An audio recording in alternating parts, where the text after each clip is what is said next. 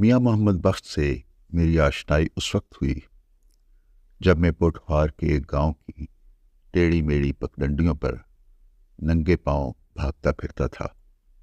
وہ میرے بچپن کا زمانہ تھا جب دن طویل، بہت طویل ہوا کرتے تھے، یا شاید مجھے ایسا لگتا تھا۔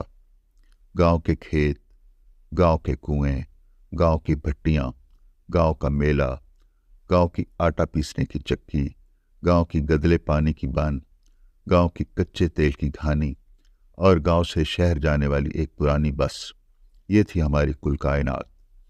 لیکن اس کائنات کا ایک اور اہم جز گاؤں کی وہ چوپالیں ہوتی تھیں جن میں پوٹھواری بیت، مائیے اور ٹپے گائے جاتے تھے۔ انہی چوپالوں میں میاں محمد بخش کی سیف الملوک کو اس کی مخصوص طرز میں پڑھا جاتا تھا۔